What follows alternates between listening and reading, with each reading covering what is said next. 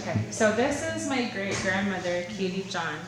She fought for her subsistence rights. So she was born in a place called Bensonides, and we are Otna Athabascans. And so when she was born, she was basically, there were no records of when she was born, but she said that she was born underneath a tree right next to the river where the salmon are at.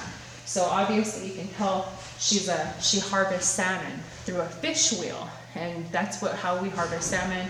And it's very important, a very important part of our lifestyle, because here in Alaska, it's mainly cold, winter, and dark throughout the year. So we've got like a couple months to harvest salmon and feed our families. What happened was, well, she grew up since she was a baby. Remember, she was born under the tree next to the river, and her mom caught fish there since she was a baby all the way up until she was 98 years old. She was catching salmon there. When she was in her 90s is when someone came in and said she couldn't fish there anymore. And she said, "What? I've been fishing here for nearly 100 years. How can you come and tell me that I can't fish here anymore?" Well, they took her to court. She appealed it and took it all the way to the top, to the Supreme Court.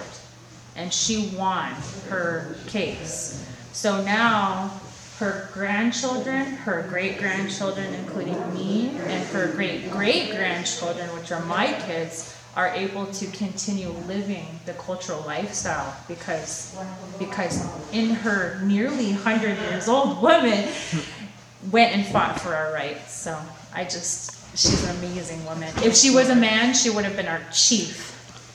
But she was definitely an amazing, amazing woman. Why did it all of a sudden they weren't allowed to fish there? Okay, so I think the reason why was because scientists are more concerned about the population of the fish and if they're going to come back, or biologists and stuff, if they're going to come back the next year. Well, she and the rest of our people are always careful when we handle fish.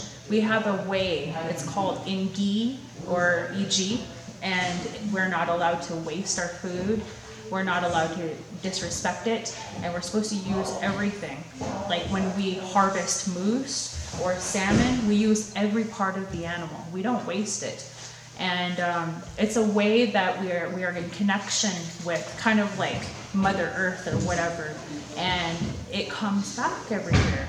And she's lived like that for thousands of years. Her ancestors have. They've never had issues with the salmon coming back because they followed their traditional ways. And it is believed that if we continue to follow our traditional ways, they will always come back.